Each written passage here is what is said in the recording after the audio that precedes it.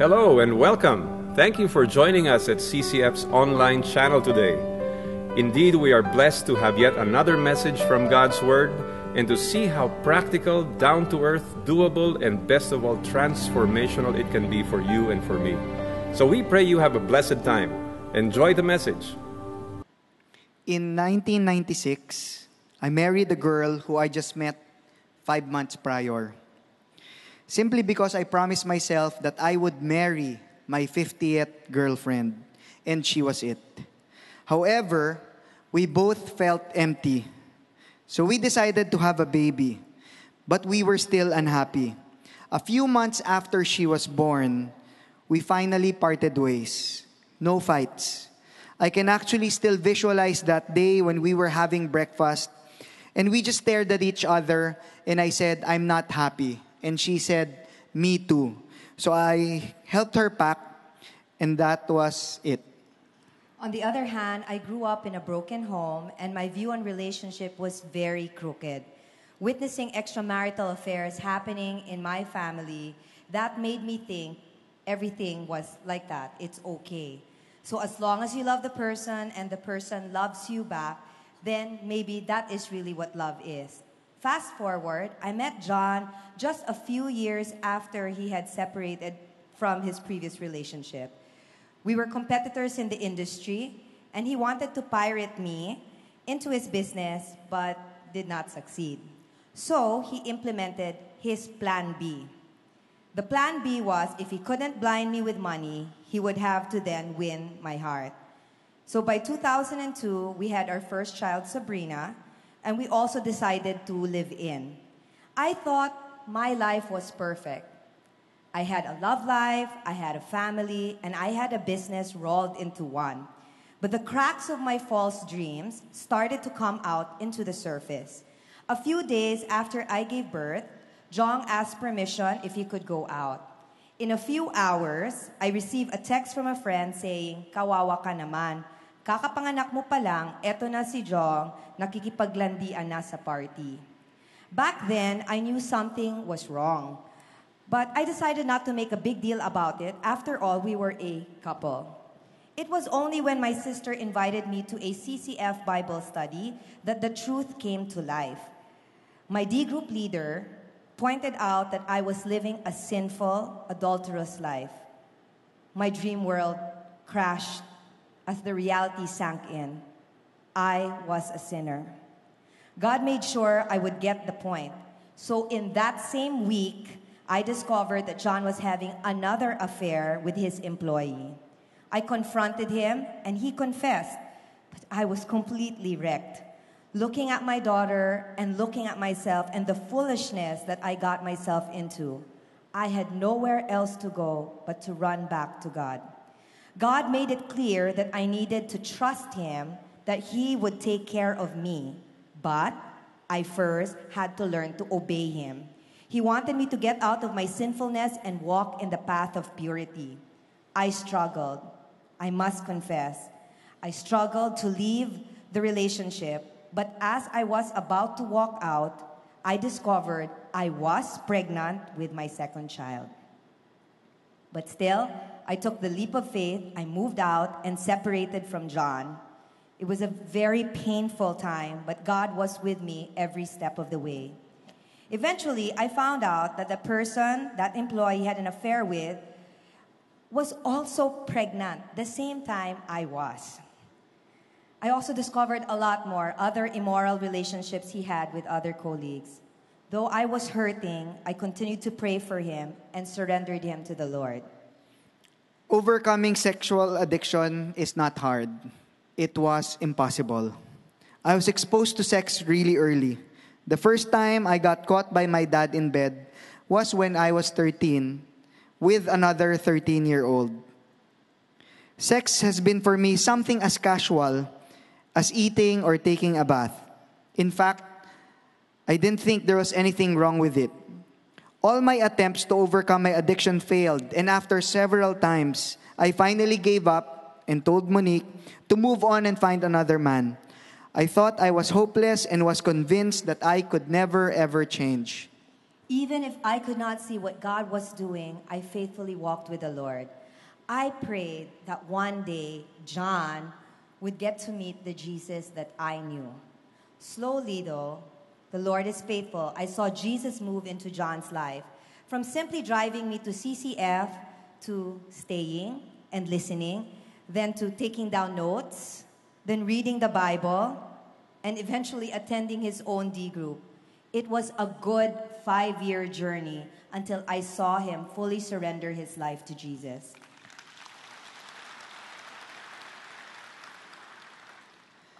Jesus began to put order in our messy life. I realized the wrong I've done and that I've been trying to fill my emptiness with women when only Jesus can. In 2008, I was finally able to confess to Monique and admit the affair that I was previously involved in and that I got her pregnant. Monique's spirit-filled response was, "If this is indeed your child, then we must do our role as parents. We have to support the child, but for clarity, get a DNA test." 2 weeks prior to the wedding, the DNA test results came out, and it was not a match. By God's grace, last July 2, 2009, we finally got married. In our wedding, Monique even invited the women that I had affairs with as a true form of reconciliation and releasing of forgiveness. God gave me a verse that helped me overcome my addiction. In 1 Corinthians 10, verse 12 to 13, it says, "So if you think you are standing firm, be careful that you don't fall. No temptation has overtaken you except what is common to mankind. And God is faithful. He will not let you be tempted beyond what you can bear. But when you are tempted, He will also provide a way out so that you can endure it." I learned that God allows me to go through these trials, and when I am tempted, He will always make a way for me to overcome it. I had no excuse to fall again. I also learned that God is with me everywhere I go. During the times when I found myself alone with a girl and I was sure no one would ever see or know, the Holy Spirit would convict me and remind me that there is nothing that will not be made known. Eventually, God will cause all secrets to be revealed and brought into the light. As an evidence of my freedom from sexual addiction, a few years back, I was out of town shooting when one of the ladies in the editorial team suddenly came in my room and asked for that. When I declined, she pinned me down to the bed and said, "Just once, no one will ever know." I told her that I already have a family, but she was still insisting. I placed my hand on her head and prayed out loud, "In the name of Jesus, spirit of lust, get away from me." After I uttered those words, she ran and exited through the window. As I lay there in bed, in total disbelief, the sliding door opened and the curtains being blown by the wind, I wondered, why the window? Meron namang pinto. We are still a work in progress, but we press on knowing that only in Jesus can we have an abundant and meaningful life. Now God is using us in the CCF Family Ministry, helping people who are going through the same challenges we had before. We've surrendered everything to God, even using our business as a means to reach out to the lost, not only by conducting Bible studies, but also running it like a ministry. We homeschool our kids and are intentional in discipling them too. Truly, only Jesus can turn your mess into a masterpiece. To God be the all glory.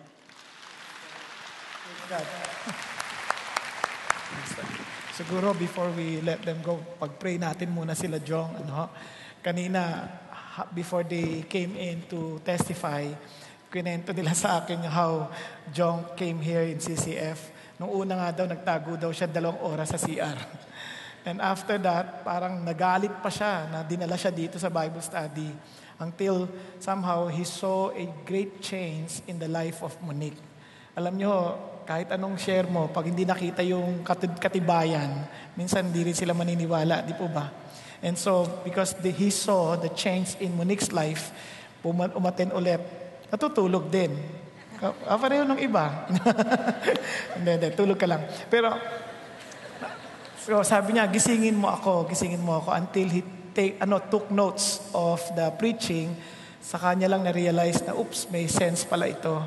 So alam niyo po, mga kapatid, huwag kayong susuko. If you are praying for your relatives and since you really want them to know Jesus, huwag kayong susuko. Allow them to see the change that Jesus is doing in your life. Amen? So tayo po'y mag-pray. Panginoon, maraming salamat sa buhay ni Jong at ni Monique. Thank you, Lord God, for the testimonies. And I pray, Father God, na ingatan niyo sila. Huwag silang pababayaan. Alam ko, Panginoon, that Satan will always do everything, Lord, to destroy them. But I thank you, Lord God, that in your presence and because of you, we are more than conquerors. So I pray, Father God, to cover them with your protection, to cover them, Father God, with your love, and always embrace the whole family, Father God, with your presence, Lord. I pray na kayo lang po, Panginoon, ang maluwalhati nila sa lahat ng bagay. And this afternoon, we also lift up to you, Father God, everyone in this place, oh God, who is also struggling, Father God, with the same struggle that Jong had. I just pray, Father God, to really speak to their hearts, give them hope, and allow them to see your power, the power that can transform lives. Father, I pray, Lord, not only for Jong, but also for the rest of the Filipinos, oh God. I pray, Lord, napakarami po naming mga kababayan na who are in immoral relationship, Father God. At alam namin, Panginoon, na hindi nyo gusto nyo silang mabaligtas doon dahil ayaw mo silang mapahamak. Not only in terms of what Lord of the punishment in eternity, Father God, but also in the present life. And I just pray, Father God, na makita nila yon, na meron pong pag-asa, meron pong sagot. So I pray also for our leaders. I pray, Father God, for those in government, na talagang, Panginoon, sila man makita nila na hindi nila kailangan mapaalipin, Panginoon Diyos, sa kanila pong greed or sa anumang bagay, Panginoon, na akala nila magpapasaya sa kanilang buhay. But for them to really see that you are the answer, O God. And allow us Christians, the church, to exemplify to them the answer that we have found in you. Thank you, Lord. I pray, Lord, to guide us in our discussion this afternoon. I pray for the presence of your Holy Spirit and for His work to freely do, Father God, and accomplish whatever purposes you have for us here this afternoon, oh God. Be glorified. In Jesus' name we pray. Amen. Amen. God bless. Praise God. Grabe, nakakaiyak pong yung pong maintindihan ho, yung kabutihan ho ng Diyos. Ano ho? Praise the Lord. Alam po ninyo, sa maraming pagkakataon, kung kayo po ay minsan nakakaramdam ng parang struggle sa puso ninyo, na parang ang hirap naman ng buhay, ang hirap naman. Aside from the fact na yung ibang Christians, ang hirap pala maging Christians, ang dami mong pwedeng mga bagay na hindi magagawa. Ang totoo niyan, hindi ho totoo yun. Hindi ho yun exactly true. No? Bakit? Kasi Christianity is not a difficult life to live. It is an impossible life to live apart from Jesus. Pero ito po ang blessing. Ito po ang blessing. The moment you experience the power of Jesus, you would begin to understand that life is indeed worth living for. Kaya marami pong mga tao, wala pong gana sa buhay. Kasi nga, hindi nila nakita yung power ng Diyos. Kasi what they always experience is the slavery that they had in this world, or they have in this world. Kasi ito pong buhay natin para tayong enslave. Enslave tayo ng napakaraming issues sa buhay. Fear, or anxiety. Yun, enslave tayo sa maraming bagay. In fact, may mga bagay na ginagawa tayo na hindi naman dapat nating maging problema. Nagiging problema natin. Alam nyo, ikikwento ko kay Mami ang konti, pero dito muna tayo. So, ito pong mga Israelites, as we are doing our study in Exodus, itong mga Israelites, hindi ho, akala natin sapat na, okay na-deliver na sila from Egypt. Wala na silang problema. They are now in their journey of a new world. Pero ang totoo ho, hindi pa ho tapos ang kwento nila.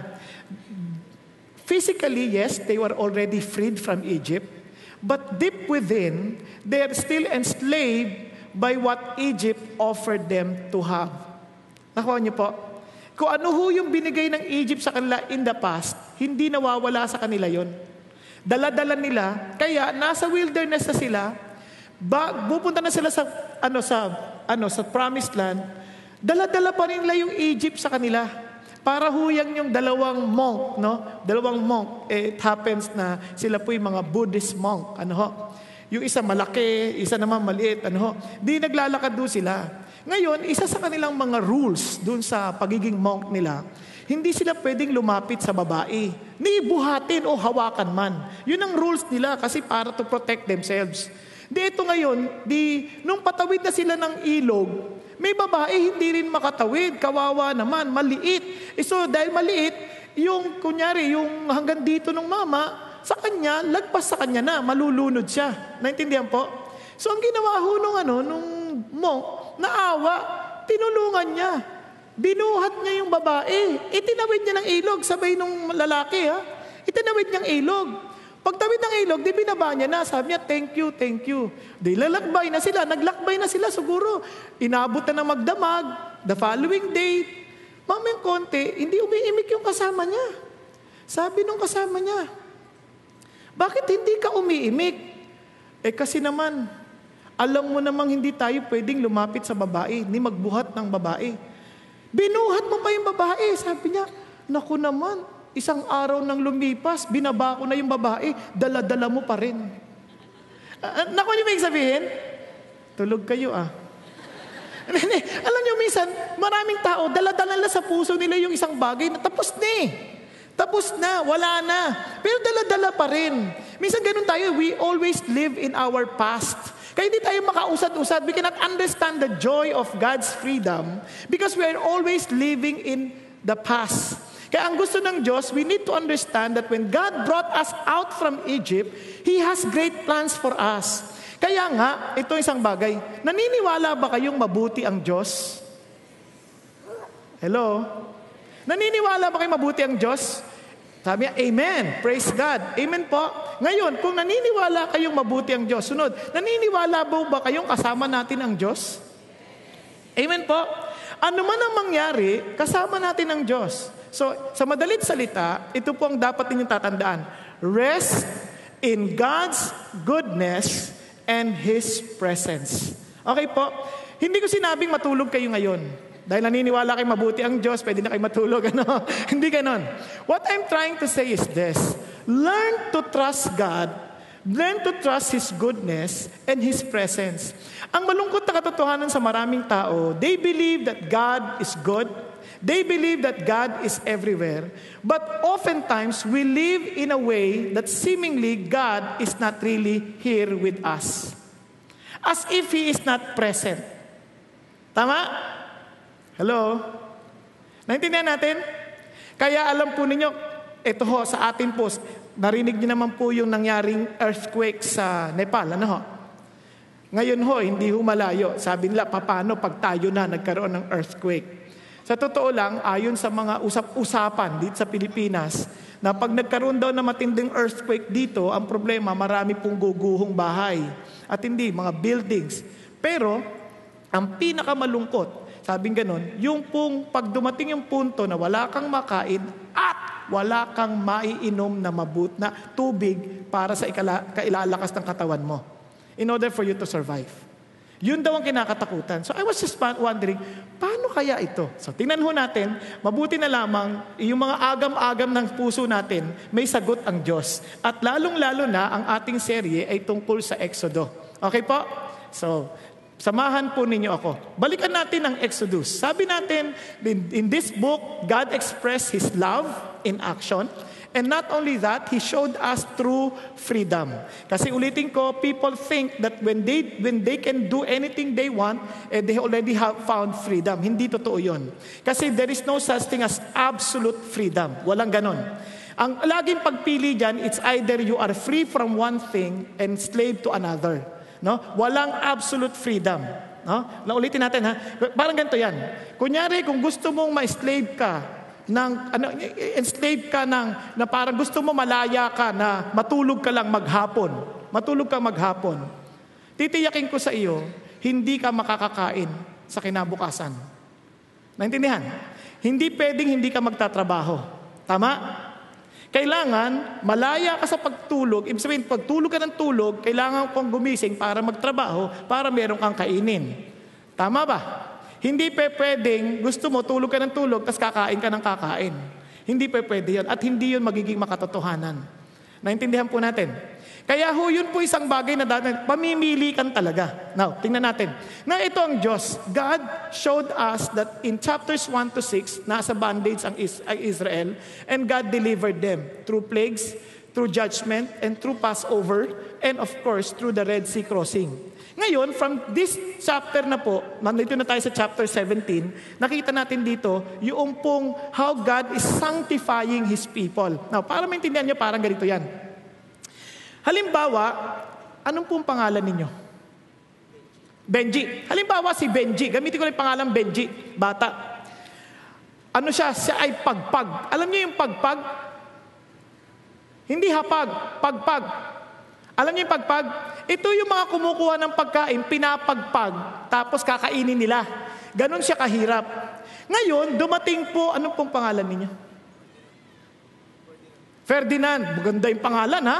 Dumating po si Ferdinand, nakita ho yung Benji, kawawa, nagpapagpag. Sabi niya, Iho, bakit mo pinapagpag yan? Sabi niya, ito po yung kakainin namin na magkakamatid. Sabi niya, naku Iho, kawawa ka naman, wala ka bang magulang?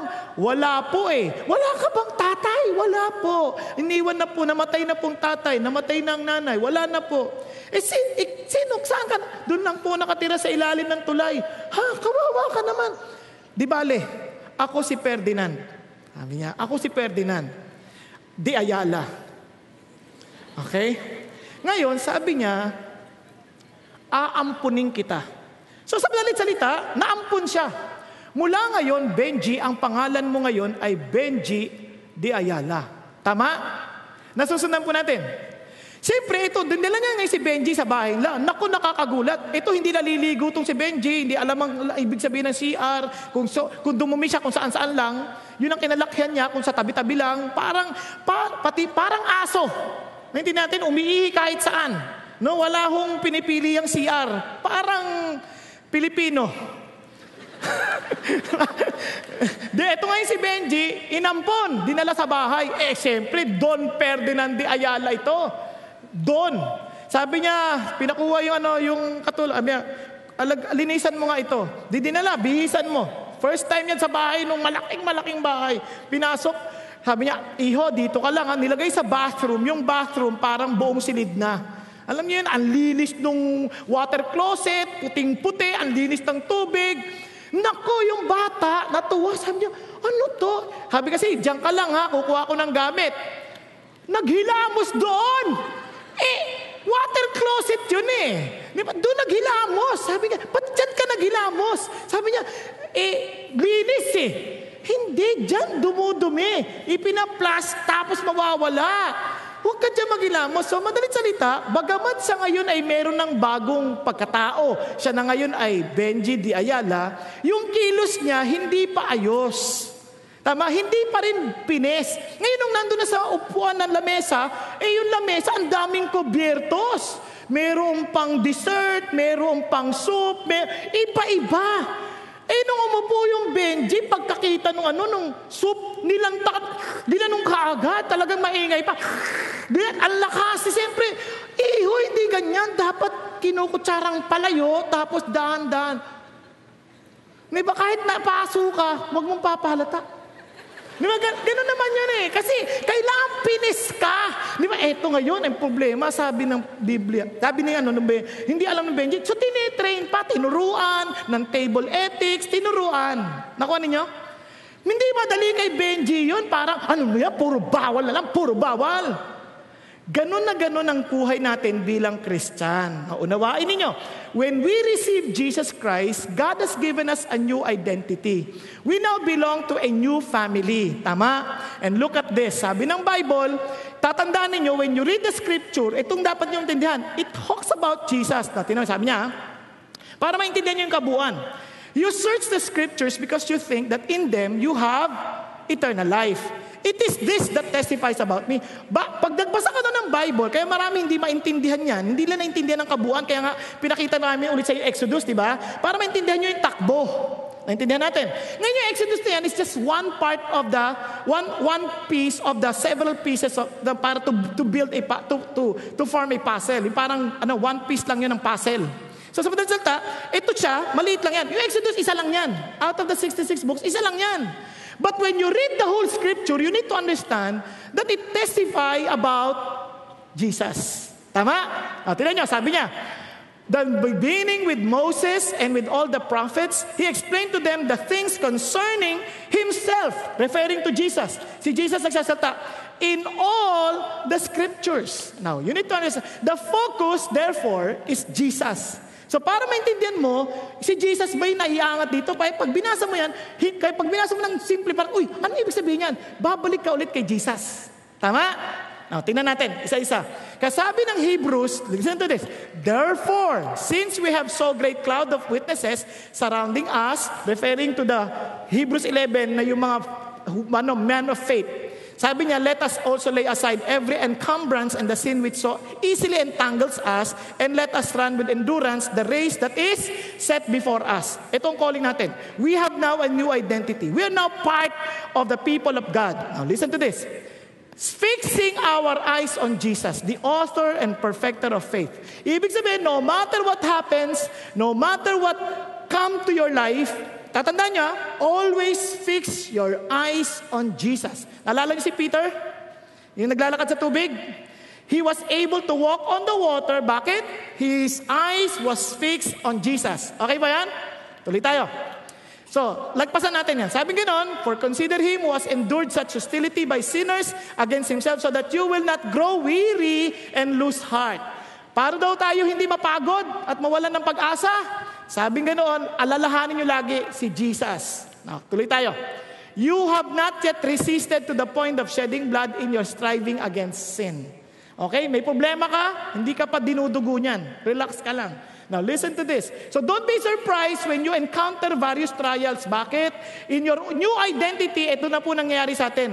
And you have forgotten the exhortation which is addressed to you as sons. My son, do not regard lightly the discipline of the Lord, nor faint when you are reproved by Him. Ano sabi ng Diyos?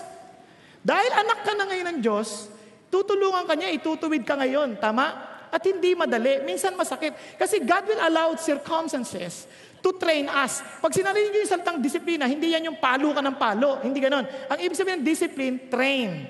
Sasanayin ka. Okay po ba yan? Bakit? Hindi ba pwedeng ganito na lang ako at mahalin ako ng Lord? Mahal naman ako kahit sino ako. Totoo. Ang kanya lang, yung mga masasama nating ginagawa, hindi nakakabuti sa atin. Isipin nyo kung si Jong na natili siya sa pambababae. Makakabuo ba siya ng pamilya? Hindi niya ma-enjoy yung anong ibig sabihin ng pamilya. Kaya maraming tao, they do not understand the joy of having a family because they are not living according to the principles of God who invented family. Tama? O tingnan niyo, sabi ng Bible, it is not good for a man to be alone. In that He created a woman suitable for him. Oh, hindi daw mabuti sa lalaking walang asawa. Ito yung exempted dito, yung mga tinawag na single, ha? Yung blessed single. Sabi nga, blessed singleness. Now, tanong ko sa inyo, sino sa inyo ang mga may asawa? Oh, good. Sabi ng Bible, ganito. Sabi ng Bible, una, sabi niya, mabuti raw sa iyo na may asawa ka. Tanong, talaga bang masaya ka, may asawa ka? Talaga makikita mo ba yung kabutihan ng Diyos? Sabi niya, parang hindi na nakakatuwa yung tanong niyo, Pastor. Hindi, sa totoo lang. O, sabi ganon, 2 heads are better than one, for they have a better return of their labor. Sabi ng Bible yan eh. Talaga bang kumita ka na mas malaki ngayong may asawa ka o nung wala? Sabi nga nung mama, alam mo, nung wala na pangasawa kita, milyonaryo na ako. Kasi dati, bilyonaryo ako eh. Minsan, ganun ang tingin nila. Nung nag-asawa, naghirap. Sabi ng Bible, hindi. 2 heads are better than one, for they have a better return of their labor. Bakit hindi nung nararanasan ng marami yun? Kasi hindi nila alam yung principle ng Bible. Hindi ko yung papaliwanag yun, hindi yun ang topic ko, ha? Babalik lang tayo dito. Kaya sabi ng Bible, you need to be trained. Kasi in order for you to enjoy what I have given you, the blessings I've given you. Listen to this. Sabi niya, for those whom the Lord loves, He He disciplines. And He scourges every son whom He receives. Sabi niya, pag mahal ka ng Diyos, dinidisiplina ka. Tama, mali? Okay ba yan? Kaya lang minsan ang intindi natin yung disiplina ng mga ginagawa ng magulang natin, ibang klase yun, ginulpi na gano'n, ano ka ba, tigas sa ulo, tanda mo mahal kita. Ano ba yun? Hindi gano'n. Kasi kung yung disiplina, may tamang pamamaraan. Same thing with God, hindi ka naman ginugulpi ng Diyos. Naintindihan niyo ibig sabihin? Kaya training, listen to this, sabi nga na, it is for discipline that you endure. Diba? Because of this discipline, you endure. God deals with you as with sons. For what son is there whom his father does not discipline? Kapag kayong tatay, hindi dinisiplina anak, anong klase yan? Tingnan nyo. But if you are without discipline, of which all become partakers, then you are illegitimate children and not sons. Kaya nung naging Christian ka, seemingly parang, ang hirap ng pinagdadaanan ko Sinasanay ka ng Diyos. Hindi yan parang bigla ka nawala ng problema. Ba't ang dami kong problema? Sinasanay ka ng Diyos. Ibig sabihin, mahal ka niya. Okay pa? Sabi mo sa katabi mo, nahihirapan ka na ba? Ibig sabihin lang yan, mahal ka ni Lord. Naintindihan natin? Mahal ka ni Lord. Kasi sabi ng Bible, kasi una-una, anak kang talaga. Anak kang talaga. Napansin niyo ibang tao kung ano-anong ginagawang kasamaan, parang wala nangyayari sa kanila. Hindi naman sila anak Sa totoo lang, para silang nilagay sa isang kumunoy, bigla na lang silang malalaglag na hindi nila naintindihan. Yun ang pinakamalungkot. Kaya itong paalala sa atin ng Panginoon Diyos na dahil dinidisiplina ka, ibig sabihin, mahal ka ng Panginoon. Amen po? Tingnan ninyo. Furthermore, we had earthly fathers to discipline us and we respected them. Shall we not much rather be subject to the Father of spirits and live? Okay? Di lalo na kay God. Kung yung mga tatay nga natin, dinisiplina tayo Nakikinig tayo, ginagalang natin sila. Di lalo na si Lord. Okay pa? Okay, pakigising mo katabi mo. Huwag kang matulog. Disiplinahin mo ang sarili mo ngayon. Okay, tuloy tayo. Now, tingnan natin. For they discipline us for a short time as seemed best to them, but He disciplines us for our good, so that we may share His holiness. Now, punta ngayon tayo ngayon sa ating aralin tungkol po sa Exodus. Now, for the last na lang, bago ko dalhin doon. Kaya ngayon, ang ating pursuit, listen to this. Verse 14, tatalon tayo. Pursue peace with all men, and the sanctification without which no one will see the Lord. So, anong ibig sabihin? Anak, sabi ng Lord, dahil anak kita, hinihiwalay kita ngayon. Hindi ka nakagaya ng mundo. I'm setting you apart. And with this, I hope, sabi niya, ikaw, ang pursuit mo to always be at peace with all men. Alam niyo po bang napakahirap niyan? Alam niyo magugulat kayo pag nagbasa kayo ng Bible, si Paul, sabi niya sa Romans 9, talagang sincero ako, alam ng Holy Spirit, sabi niya, na yung mga kababayan ko na gustong pumatay sa kanyang inusig siya, ginulpi siya. Sabi niya, ako na lang sana ang masumpa, maligtas lang sila. Isipin niyo to, ganito yung pursue with all men, pursue peace with all men. Halimbawa lang, kinat ka sa pagdadrive, kinat ka. Sabihin mo, Lord, patawarin mo siya. Ako na lang po maimpyerno, maligtas lang siya. Type mo? Hello? O kanyari, dinaya ka, may nangutang sa'yo, 10 million, di ka binayaran.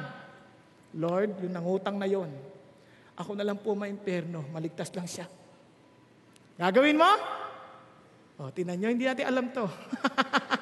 Kaya alam nyo, hanggat hindi ka naman napalaya doon, isipin mo kapag hindi ka mapalaya, lagi 10 million, utang sa 10 million, panakita mo siya, ayun siya, ang saya-saya niya, may pasayaw-sayaw pa, Ikaw ngayon, nalungkot ka, sira ng buhay mo, parang hindi ka mapayapa, tama?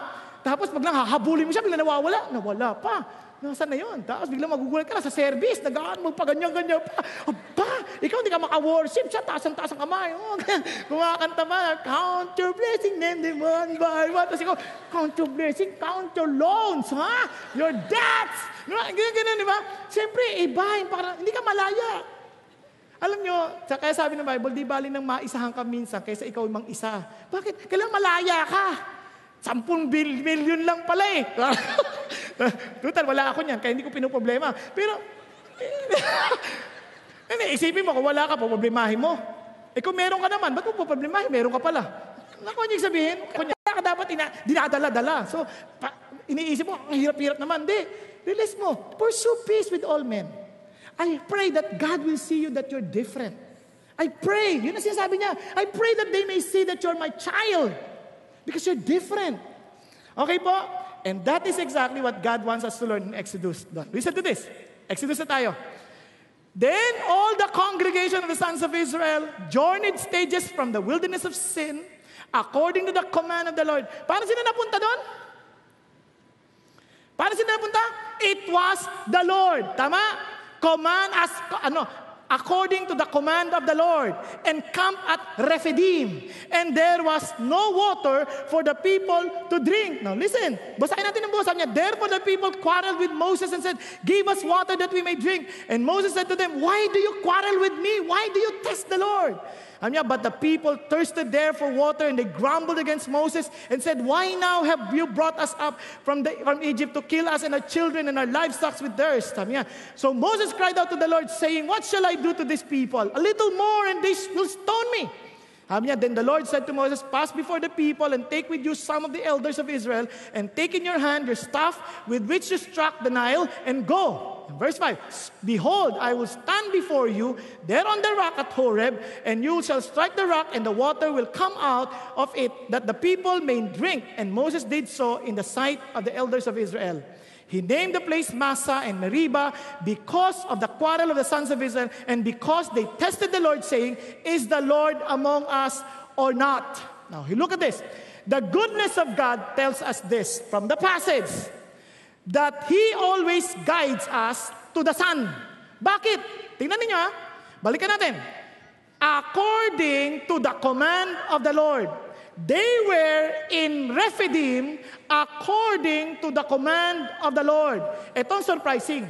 Rephidim means rest, support.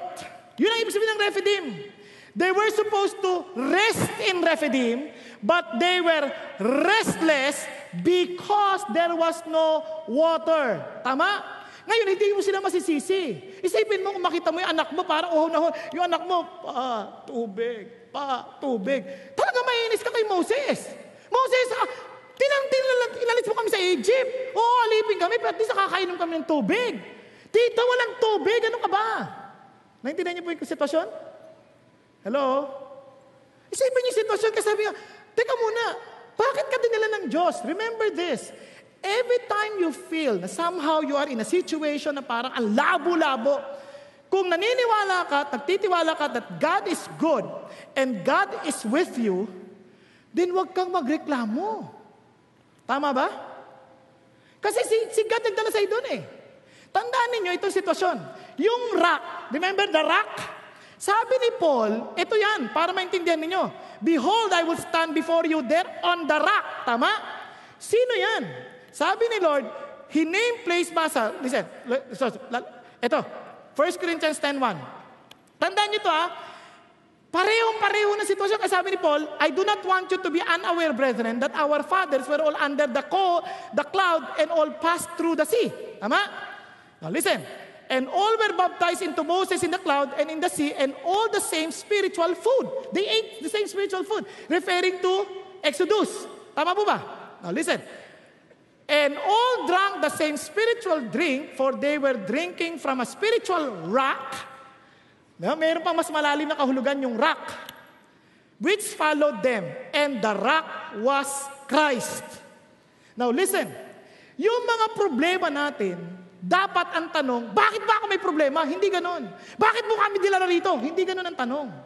Ang tanong, Lord, paano kita lalong makikilala sa sitwasyon kong ito? Naintindihan po? Kaya alam niyo, mabasa niyo, marami sa inyo nakikilala sa Panginoong Hesus, naging Christian. Bakit? Nagka-problema kayo eh. Kaproblema business niyo. Umiyak kayo sa Diyos. Nakilala niyo si Jesus. Tama, mali? Hello? Kaya naalala ko, may kaibigan ako ganito. Yung tatay niya, mga magulang niya, hindi pa Christian. Nagwe-worship siya sa Lord. Worship siya. Sabi niya, Lord, nabasa niya yung kay Elijah. Sabi niya, para mapatunayan ng Diyos ang Diyos, sabi niya, sunugin yung alay nang walang nagsindi. Nag-pray siya. Kasi naglalakad lang yung mama, mula Masinag hanggang Quezon City para lang mag-pray. Kada umaga, madaling araw. Ang prayer niya ganito, dahil labasan niya yun Lord, padala kayo ng apoy para makakilala ang mga magulang ko sa inyo. Alam niyo kung ano nangyari? Nasunog yung tindahan! Nasunog! Nung nasunog yung tindahan, sabi niya, Lord, literal naman ninyong sinagot Pero itong hindi niya maintindihan. Yung D-group namin began to help them kasi nasunugan Yung magulang was very surprised. Ang sabi niya, ganyan pala kayong mga Christian, matulungin. Tulong-tulong kayo. Sabi niya, ano ba yan? Nakinig. Alam niyo kung ano nangyari? Yung tatay, yung nanay, naging Christian. Kasi nga, kaya yung mga gantong problema, Christian ka. Lord, ba't kami nagkakaproblema ang pamilya ganito? Mula naging Christian ako. Ano sinasabi ng mga magulang? Mula na nag-Bible ka, tinamon, nangyari sa buhay natin. Narinig niyo yung mga ganong kwento? Huwag kang matakot. Because God is using that story to bring them to Jesus. Because God is good. His desire is for you to get closer to the Lord. Kaya pagka hindi ka Christian, kung Christian ka, praise God. Bakit? All the more you will see the power of God. Kasi tatandaan ninyo, when things seemingly are impossible, opportunity to know and to declare the victory of the Lord. Paano ko nalaman yan? Tingnan ninyo, si David, nung nakita si Goliath, ang laki nun Lahat nakikita, problema, ang laki si Goliath. Ano nakita ni David? Today, they will know that the Lord is the God of Israel. Di ba? Yun ang kapag may problema, hallelujah, today, they will know. Sa opisina, may problema. Basta hindi ka bang kadahilan. May problema. Habang lahat nag-aaburido. Ang Panginoong Diyos nandito ngayon. Alala ko, meron kami ganyan, mga sa eskwelahan namin. Naku, may teacher kami, ibang klase. Pag nagpaliwanag, lalong dumidilim. Hindi maintindihan. Pag in-explain, lalong hindi maintindihan. So sa lahat, ako may scholarship, yung iba ko makasama. Alis na tayo dito, drop na tayo. Hindi. Ito yung pagkakataon ng Diyos na mapakita na siya ang teacher ko, hindi siya. Sinirang ko yung mga kaibigan ko, alam niyo po, nakakatuwa. Sa kauna-unahang pagkakataon, departmentalize yung exam, may naka-perfect. Dahil may Diyos na buhay. Maintindihan niyo po? Ngayon ito nakakatuwa. Nandun sa library, nag-uusap-usap na ganyan. Sino ba yun? Ang yabang nung saking na yan. Lagi nandun sa top. Galit na galit. Ang sabi ko, bakit naman kayo galit sa kanya? Wala naman siya ginagawa sa inyo. Yabang Nakita niyo na ba siya? Hindi! Yabang talaga nun. Kilala mo ba siya? Sabi niya, oo, kilala ko. Sino? Ako. Nagulat sila. Kinento ko ngayon tungkol kay Jesus. Bakit? Pag mayroong ganong pagkakataon, that's your chance to declare the greatness of the Lord. Amen? Kaya ulitin ko the goodness of God draws us to Jesus. Kaya siya nagdala sa Rephidim para magpahinga. Pero they did not find rest. Why? Because they did not look for Jesus. They were looking for their personal satisfaction apart from the Lord. Kaya marami ditong pagod. Naghahanap ng kasiyahan. Saan? Sa mundo. Hindi ka bibigyan ng kasiyahan ng mundo. Bibigyan ka pansamantalang kasiyahan. Di ba? Suguan yung mga bata. No, tayo sini. Tayo sini. Pansamantala. Iba sa inyo, pagdating sa linggo, anong magandang mangyari sa linggo? Tingnan nyo, Pacquiao ang nasa isip nyo, service. Iba Pacquiao, masaya ka. Pero sandali lang yon.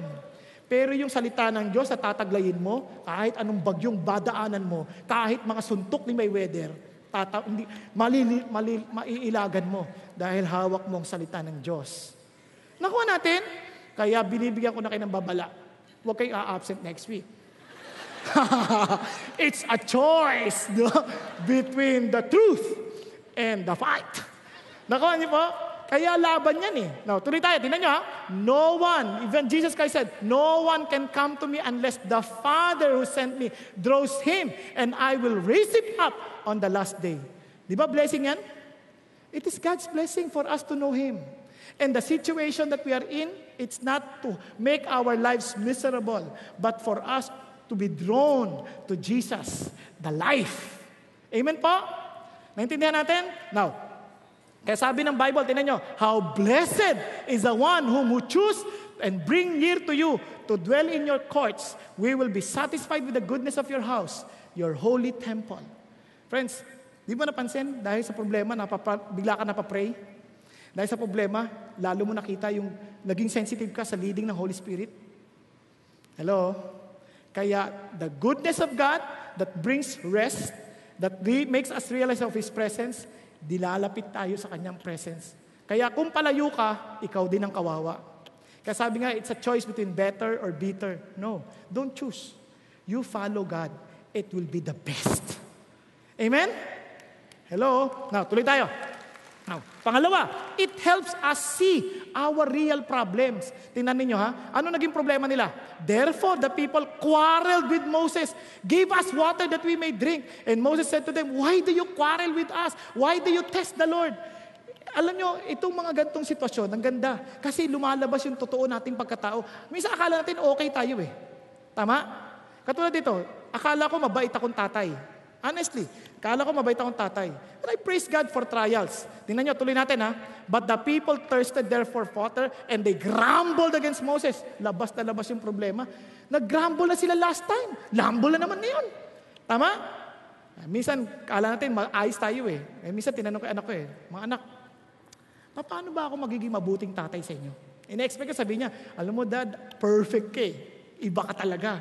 Ina-expect ko yun eh. Alam mo sinabi nila? Nung nagsalita, pwede ba namin sabihin kahit ano? Oo, bakit hindi? Hindi ako magre-react. Sabi niya, nagsalita, alam niyo kung anong pakiramdam ko? Gusto ko silang palayasin ng bahay. Ang sakit! Sabi ko, kapal nitong mga to.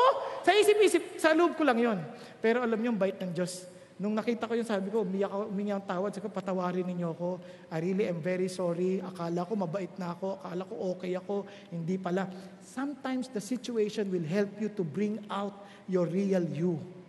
Tama? Minsan tinanong ko rin asawa ko, sweetheart, paano ba ako magiging mabuting asawa sa iyo? Alam mo sagot niya? Magagalit ka lang pag sinabi ko eh. Sabi ko ano? Ba't ako magagalit? Ha? Ano ka naman sa akin? Nagalit nga oh. Di ba? Kaya alam nyo, ito kala mo mga tao, okay na kasi nakakain na sila ng mana, nakakainom na sila napatamis na yung mara. Ngayon, okay na. Hindi sila pumapasa. Hanggang di sila pumapasa, meron pa rin test. Kaya minsan akala nyo, okay na yung mga tao nakikinig. Amen, amen, di ba? Paglabas mo ng elevator, tulakan eh. Ngayon, yung sasakyan, nag-uunahan pa eh. Walang bigayan. Galing dito. Ako pa inuunahan. Okay lang. So Moses cried out to the Lord. Dapat ganito. Si Moses, instead of quarreling God, instead of complaining, instead of grumbling, ano sabi? Iyak siya sa Lord. Lord, grabe oh. Anong gagawin sa mga tao na to? Konti na lang. Babatuhin na nila ako. Alam, importante yan eh. Kasi sa halip na magreklamo tayo, kasi lahat tayo reklamador eh, sa totoo lang. Sa totoo lang. Ayoko na ang tanongin sa inyo, kailan kayo huli nagreklamo? Baka iba sa inyo, ngayon, ingay. No? Meron ng ganun eh. Pero sa totoo lang, lahat tayo reklamador. Hindi naman sana hindi masama magsabi ng ating concern. Kaya lang sa tamang tao at sa tamang lugar. Tama po ba? Yung iba kasi ganito eh, may problema, magre-reklamo. Pag-uusapan, ang tawag dyan, chismis. Tama? Hindi naman masamang magsabi, Pastor, maingay ho kayo eh, pag nagpipreach. Hindi, sabihin mo diretso. Hindi yung chismis mo. Iba pa, hindi mo masama yung gano'n. Kaya sabihin mo, diretso doon sa tao. Di ba? May reklamo ka sa asawa mo. Saan mo kinikwento? Sa D-group. May problema ka sa asawa mo, sa D-group mo sinabi. Sabihin mo sa asawa mo. Siyempre, pag-pray mo muna. Sabi, cried out to the Lord. Yan ang pinakasikreto. May problema ka. Hindi yung sisisihin mo lahat ng tao. Alam niyo itong problema, no? Kapag ikaw ay puso na hindi nakatingin sa Diyos, lagi kang naghahanap ng sisisihin. Sisisihin mo yung tao. Sisisihin mo yung leaders. Sisisihin mo lahat. At ang sunod doon, ang sinisisi mo, si God. Kasi pag nag-grumble ka, ang sinisisi mo talaga si God. Kaya sabi niya, tingnan niyo balikan natin. Sabi niya, ito. Sabi niya gano'n, Lagpas natin yan. Sabi niya, the whole congregation of the sons grumbled against Moses and Aaron in the wilderness. Anong sagot ni Moses? Look at the words. This will happen when the Lord gives you meat to eat in the evening and bread to the full in the morning. For the Lord hears your grumbling, which you grumble against Him. Now listen. And what are we? Your grumblings are not against us, but against the Lord. Ganun tayo. The drive, grumble. Ano ba yan? Traffic. Siguro may magpapatraffic dyan. Hahanapin yung pulis. Ay, ang pulis yan, nagpapatraffic. Nag-grumble. Hindi ka ba nagpapasalamat sa Lord na mayroon nakikialam? Nakuha ninyo? Hindi man lang ayusin itong problema rito. Di, sabihin mo sa presidente. Sabihin mo, magbigay ka ng suggestion. Ano may tutulong mo? Sa totoo lang, maraming tao ganyan. Reklamo na reklamo. Pag sila yung pasahero, reklamo na, ano ba yan? Sumasakay sa gitna. Pero pag sila na yung sasakay, nandun siya sa gitna. Nakita ko na yan ng maraming beses. Nakita ko na sa sarili ko, naikwento ko na sa inyo yan. Di ba? Doon din ako hindi sa tamang babaan. Ngayon, minsan, pag sa iba, ang dali natin maghusga. Ang labo no, sa gitna pa nagbaba. Pero pag may bababa na po ako, dali, baba ka na, habang nasa gitna. Pag tayo, okay. Pag iba, hindi okay. Same thing with this. They're grumbling against Moses, hindi nila nakikita ang problema nila. Sa totoo lang, ako rin naman, wala rin ako inumin eh. Nakuha ninyo? Kasi sabi ni Moses, pag nagre-reklamo ka sa Diyos, hindi sa tao. Hello? Mga babae, nagre-reklamo ka pa sa asawa mo. Hindi ka nagre-reklamo sa asawa mo, sa Diyos. Kasi binigay ng Diyos yung asawa niya sa'yo eh. Sabi mo, labo naman ito ba binigay? Hello? Naintindihan? Nagre-reklamo iba. Pag upo, nakakaantok naman dito. Reklamo pa rin. Subukan mo, wag umupo dyan. Di ba? Pwede ka naman sa sahig para hindi ka matulog eh. Nakuha ninyo yung sabihin? Friends, sometimes that's the way we live. Kaya hindi tayo nag-enjoy sa buhay. We keep on complaining. Now, let's continue. Yung sabi ng Bible, tandaan ninyo ang complaining is a sin. It's like idolatry. It's like immorality. Ang sabi niya, nor let us try the Lord, nor grumble. Yung mga kasalanan na yan, sa level ng Diyos, pare-parehas. Naintindihan? Minsan, mayabang natin, hindi naman ako immoral. Reklamador ka naman. Tama? Naintindihan po? Hindi naman ako nagbuwasama sa Diyos-Diyosan. Pero, hindi ka naman, lagi ka naman salta ng salta laban sa ibang tao. Same. Kaya pinapakita ng Diyos yung kanyang problema. Now, sabi ng Bible, look at this. Now the people became like those who complain of adversity in the hearing of the Lord. And when the Lord heard it, His anger was kindled, and the fire of the Lord burned among them and consumed some of the outskirts of the camp. You know what the Lord was telling us? Huwag kang magre-reklamo. Alam niyo bakit hindi tayo dapat magre-reklamo? Because if Jesus is in us, remember this, itong reklamo ng tao. Madali lang masabi yan ngayon, pastor. Mahirap. Ang Diyos naman kasi, hindi naman siya tao eh. Sino sabi sa'yo? Jesus Christ became human, remember? He also went to the wilderness. Kung ang Israel 40 years, He went there 40 days alone. They were with a group, but Jesus was alone. He too was tempted. He too was hungry. Naalala ninyo? And He is our victor. Bakit? Napanalunan ni Jesus, because of Jesus, we can also overcome. How did I know? Look at this. Then Jesus was led by the Spirit. Saan? Into the wilderness. Just like the people of God. They were led into the wilderness. Wilderness, desierto. Walang tubig, walang pagkain. Ang sabi niya, to be tempted by the devil, and after he had fasted 40 days and 40 nights, he then became hungry. Gutom din. Nagreklamo sa Diyos? Hindi. Pinuntahan ng demonyo. Sabing ganon, kung talagang anak ka ng Diyos, utos mo itong mga bato na ito, maging tinapay. Isipin mo yung demonyo. Sabi niya, ganyan naman, hindi ka naman agad nagre-reklamo, meron mo nang bubul sa'yo. Kawawa ka naman, wala ka naman. Tubig, mamamalay ka. Kagagawa niya. Di ba? Ganon naman yun eh. Ganon din kay Jesus, gutom na gutom. Ano sabi ng demonyo? Kung talagang anak ng Diyos, gawin mong tinapay itong mga bato na to. Dali lang magawin ng Diyos yun eh. Pero surprisingly, anong ginamit ng Diyos? Ginamit ni Jesus mga kataga na sinabi sa mga Israelita nung nandun sila sa disyerto. Ano sabi? Tingnan ninyo. Sabi ganon. Ito. Understand that man does not live by bread alone, but man lives by everything that proceeds out of the mouth of the Lord. He was just quoting from the scripture. Naintindihan natin? Ay, ito pa pangalawa, dinala siya sa tower. Tumalong ka, iingatan ka ng anghel. Sabi ng demonyo. Ang sagot ni Kristo. Deuteronomy ulit. Sabi niya, you shall not put the Lord your God to the test as you have tested Him. At masa, amazing si God. May sagot ang Diyos. Ngayon ano pa? Ito, tinan mo yung mundo, gulo-gulo na. Ibabalik ko sa iyo, sambahin mo ako, sabi ng demonyo. Ano sabi ng Diyos? Sabi ni Kristo, it is the Lord your God you shall fear. Him you shall serve, and by His name you shall swear. Sabi niya, wala ka ibang sasambahin, kundi Diyos lamang. Ano yung bakit ang dali nating matalo sa buhay? Una, hindi natin alam yung salita ng Diyos. Hindi tayo nagtitiwalang totoo na siya'y mabuti at siya'y kasama natin. Hello? Andiyan pa kayo? Pag mayroon kang pinagdadaanan, ano isasagot mo sa demonyo? Matulog ka, pagod ka na. Ano sasagot mo sa demonyo? Ang tao hindi nabubuhay sa tulog lamang. Ganun ba? They that wait upon the Lord shall renew their strength.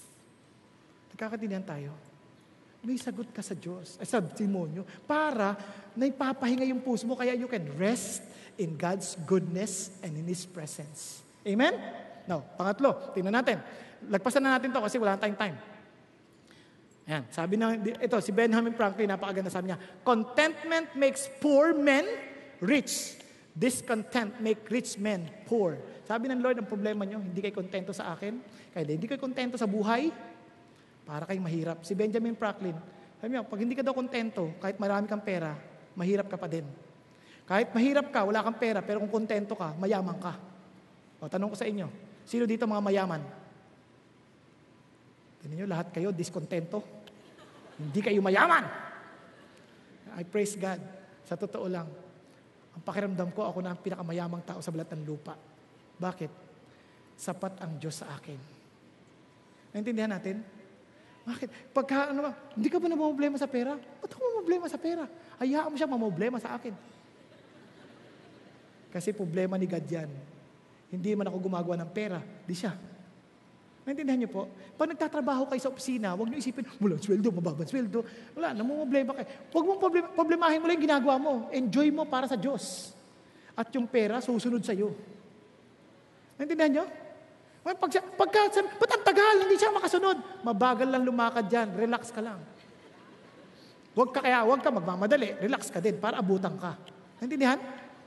Kaya tatandaan ninyo, be content. Why? Because of Jesus. Amen? Now, punta tayo dito. Now, this love shows God patiently deals with our grumblings. This is something amazing. Ito, importante ito. Pasensya na kayo, ha? Baka magsabi kayo, ito na naman, pasensya na naman. Hindi, talagang extended ako lagi. Ito, bakit ko sinabi yan? Akala nila yung grumblings nila of the lack of water, problema lang physically. Hindi problema yon. Ang problema dito sa puso. Tingnan natin. Then the Lord said to Moses, pass before the people and take with you some of the elders of Israel and take in your hand your staff with you, struck the Nile and go. Tandaan nyo lahat yung mga saltang yan, ha? Behold, I will stand before you, then on the rock at Horeb, and you shall strike the rock, and the water will come out of it, that the people may drink. And Moses did so in the sight of the elders of Israel. Now, listen.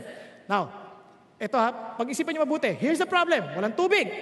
They complain. Tama? And God opened the rock. Saan ka kukuha? Rock! Deserto! Paano magkakatubig yan? Kaya sabi ng Lord, basta, paluin mo. Pag palo mo, kakatubig. Alam niyo kung gaano karaming tubig? Sabi, and gave them abundant drink like the ocean depth. Grabe! Naintindihan niyo ba yun? Sabi niya, paghataw na niya, buwa parang dagat. Para sapat sa lahat. 2 million people. Ngayon, amazing ba si God? Listen to this. Ito yung pinakamalalim na kahulugan yan. Balikan natin. All drank the same spiritual drink, for they were drinking from a spiritual rock, which followed them, and the rock was Christ. Here's the picture. Ito yung mga Israelita, yung word na quarrel, hindi lang yan inaway. Gusto na nilang i-execute si Moses. Yung word na yon parang legal, para itong picture. Ito yung rock, entablado, ha? Tapos ito yung mga Israelita. They're charging Moses for incompetency. Paano sinasabi na itong si Moses na ito, hindi marunong na leader? Kaya wala tayong tubig. Tingnan nyo, ninuha niya tayo sa Egypt. Ngayon ito, wala tayong tubig. Naintindihan ninyo? Kaya dapat yan, patayin na yan. Because He's killing us all. Nakukuha ninyo? He was being judged. He was being condemned. Iyak sa Diyos. Lord, anong gagawin sa mga tao to? Babatuhin nila ako, kaya paano na kinokondemn ng tao? Stone to death. Tama? Tama mo ba? Listen, sabi ng Lord, sabi ni God, hindi, tawagin mo yung mga elders. Pass by in front of the people. Ano sabi niya? Seemingly, these elders are like witnesses or sa case naman sa Amerika, jury. Lalakad sila at ito si Moses to be executed. Tama? Now, pag akyat sa bato, sabi ni God, you will strike the rod that you use to strike the Nile. Remember the rod? The rod of judgment. The rod of authority. Tama? The rod of authority. The rod of judgment. The rod. Para i-judge yung Nile. That will become blood. Sabi niya, yan ang ipalo mo sa rock. And I will be with you there. Pag palo mo sa rock, magkakatubig. Anong ibig sabihin ng Lord? Hindi natin maintindihan. But God was speaking to us now. Alam niyo sinasabi ng Diyos? Moses, hindi ka karapat-dapat mamatay para sa mga taong to. Makasalanan ka eh. You have to strike the rock. And who's that rock? Jesus. I-strike mo si Jesus. So that the thirst, the spiritual thirst of men will be dealt with. Naintindihan po natin. Now, tingnan niyo yung ginawa kay Jesus. He was despised, forsaken of man, a man of sorrows and acquainted with grief. And like one from whom men hide their face, He was despised. And we did not esteem Him. Surely our griefs He Himself bore, and our sorrows He carried. Yet we ourselves esteemed Him. Listen to this. Is stricken, is smitten of God, and afflicted. And sabi niya, but He was pierced through for our transgression. He was crushed for our iniquities. The chastening of our well-being fell upon Him. And by His scourging we are healed. All of us like sheep have gone astray. Each of us has turned to his own way. But the Lord has caused the iniquity of us all to fall upon Him. Sabi niya, Moses, totoo sila yung mga reklamador. God can kill all of them. Ang lalabo nyo, pinainom ko na kayo. Eto, mabatay kayo lahat. Hindi ganun ang Diyos, sabi niya. They're judging me. Now, I will take their sin upon myself. The rod of God, He struck Jesus, smitten for us. Bakit? So that one day, sabi ni Jesus, now on the last day, the great day of the feast, Jesus stood and cried and saying, if anyone is thirsty, let him come to me and drink. Bakit siya? Because He was perfect. He was the only one who is qualified to take the judgment of the people and of Moses to Himself para maligtas tayo. So maraming tao kala nila grumbling. Yung grumbling, yan ay kapahayagan lang ng ating pagkalayo sa Diyos. Kapahayagan lang ng ating makasalanang nature. Naintindihan po? Kasi sabi ng Diyos, yan ang problema ninyo. And I want to deal with that. And I want you to understand, hindi ako narito para patayin kayo. I came here to save you.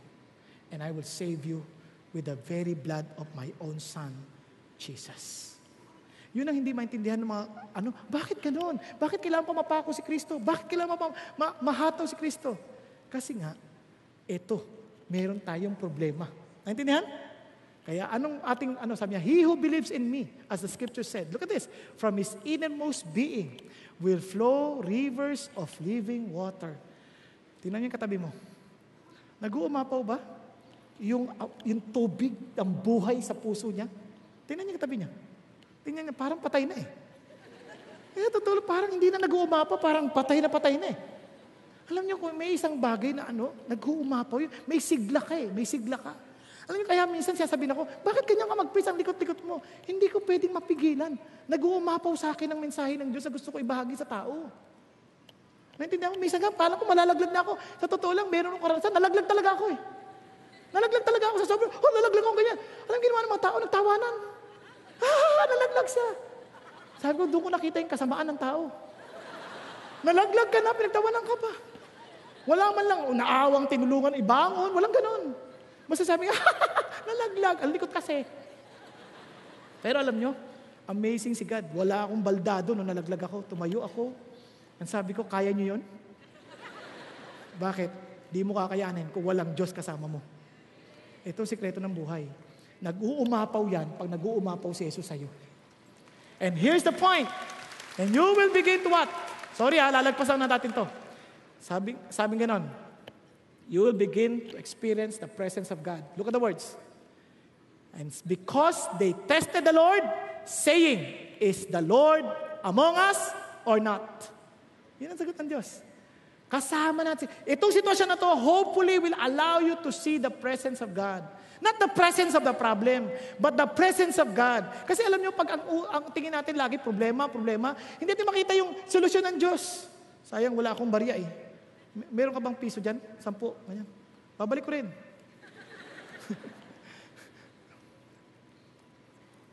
Pasensya na kayo, hindi ako nagdadala ng pera eh. Uy, ang laki niyan. Barya, coin lang. Ayan. Ito, tingnan niyo to. Malaki ba to? Liit lang yan, oh. Yan ang problema natin. Kunyari, isa lang mata natin, ha? Yan ang problema natin. Ang Diyos, ang laki-laki. Ilagay mo yan dito sa mata mo. Wala ka nang makita. Problema lang nakikita mo. Ang Diyos, napakaliit na bigla. Tama? Yan ang ating nagiging problema. Kaya sabi ng Lord, ilalalahanin niyo yung presence ni God. Hindi yung presence ng problem. Amen po? Kanino po ito? Thank you po. Hagis ko na. Ayan. Kaya napaka-importante, alalahanin niyo lagi. May problema ka, pag tinitingnan mo yung asawa mo, problema to, wag. Mas malaki si God sa asawa mo. Maliit na yung asawa mo. Kasi nang bababae. Sandali lang yan. Pwede magka-HIV yan. Hindi ko sinasabing hanga din magka-HIV. Ang punto ko lang, sa Diyos, napakalit lang na asawa mo. Tama? Yung boss ko, ang hirap-hirap pakisamahan. Ang liit lang ng boss mo sa Diyos. Ang liit-liit lang. Dahil ko ng utang eh. Ang liit lang ng utang mo kumpara sa ginawa ng Diyos sa'yo. Niligtas niya, kawalang hanggan. Para sa kawalang hanggang kapamakan. That's the God we have. And that's why, sabi ng Lord, tingnan nyo ha, listen to this. Sabi ng Lord, make sure that your character is free from the love of money, being content with what you have, for He Himself has said, I will never desert you, nor will I ever forsake you. Iiwanan ka ba ng Diyos? Hindi. Kaiwanan. Tatapos ako sa kwento na to. Sa India, sa American Indians, meron silang practice para maging mama na yung bata. From adolescent, may training sila. Ang training nila, blindfold sila, ilalagay sa isang kagubatan. From there, iiwanan siya ng tatay. Nung iniwan siya ng tatay, siyempre, naka-blindfold, kabang-kaba yan. Lahat ng tunog, pag gabing ganyan, madilim. Hindi niya pwede ikwento sa mga kaibigan niya kasi dadaan din sila sa ganung problema eh. Lahat ng kwento, hindi niya pwede ikwento, lahat ng tunog yan, marinig niya.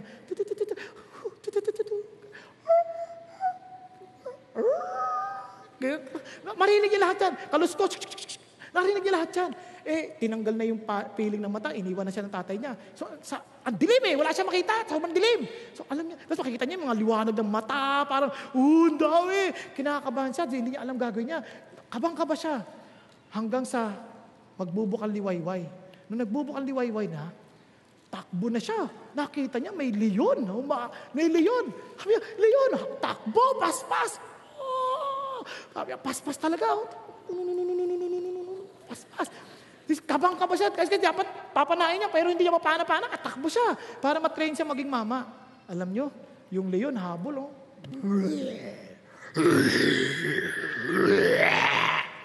Bilis. Tapos kala niya, siya lang mag-isa. Nung makalabas siya sa gubat, yung tatay nakaabang pala. Yung leon, patalon na. Pagka, sa pool. Alam mo yung leon, meow. Joke lang. Wala. Pusa lang ang dating nun sa Diyos. Sa tatay.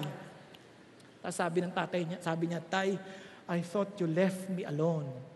No, sabi niya, I was with you the whole night. That's our dad. That's our God. Kapatid, bakit ang problema? Akala mo, iniwan ka ng Diyos? Hindi. Iba nga sa inyo, natulog na. Akala nyo, iniwan ka ni God. Kumanlong ka sa balikat niya. Hinayaan ka matulog dahil pagod na pagod ka. Ang sabi ng Diyos, anak, pahinga ka lang. Huwag mo intindihin yung pinagsasabi ng pastor. Because you need rest. You need rest. Tayo po lahat ay yumuko at pumikit sandali. Kapatid, I don't know what you're going through in life. I don't really know.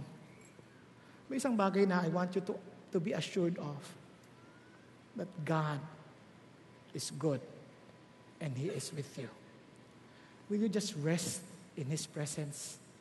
Ano sabi ng Lord? Kayo mga napapagod at nabibigat ang lubha, na parang you're trying your best to live on your own, as if God is not good, as if God is not with you. Ano sabi ng Diyos? Sabi ni Kristo mismo, who died for us, sabi niya, come, those who labor and heavily laden, and I will give you rest. Learn from me, for I am humble and meek. Sabi niya, take my yoke upon you, for my yoke is easy, and my burden is light. Kapatid, kung ikaw yung kinakausap ng Diyos, be honest to the Lord and say, God, forgive me. That sometimes I doubt your presence, I doubt your goodness. At marahil iba sa inyo, you don't really have that kind of relationship with God yet. And Jesus wants to tell you, anak, do not harden your heart with unbelief. Trust my word. Trust me. My plan for you is not to destroy you. My plan for you is to build you up and to give you life. Come to me. Believe in my ways. I will not forsake you. I will not leave you alone. Anak, lapit ka. Habang tayong lahat nakayuko at nakapikit, kung ikaw yung kinakausap ng Diyos, be honest to the Lord and say, Lord Jesus, patawarin ninyo ako sa aking mga kasalanan. And I know you did not come to destroy me.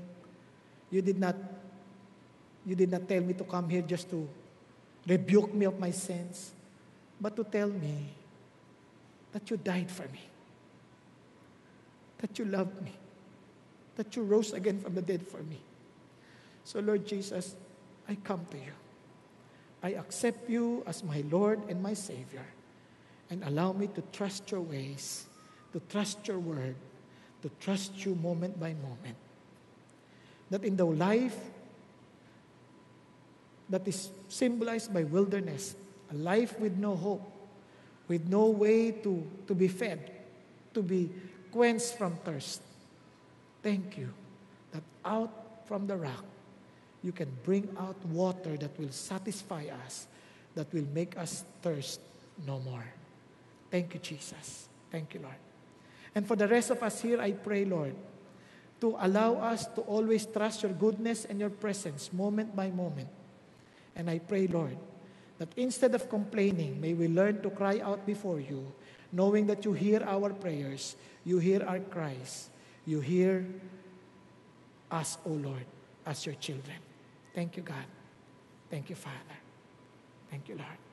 Lord, I pray to bless your people with your bounty, and may we always put you first.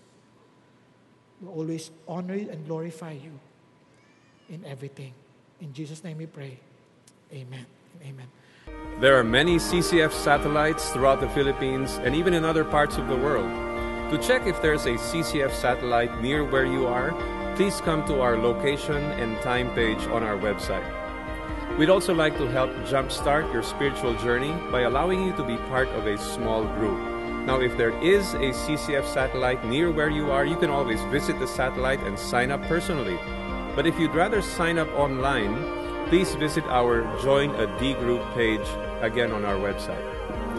Now, if there is no satellite where you are, you can still be part of a small group via Skype through a unique program CCF calls Skypeship.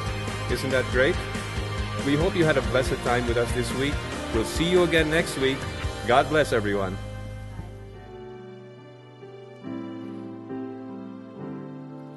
Ascribe greatness to our God, the rock. His work is perfect, and all his ways are just. Ascribe greatness to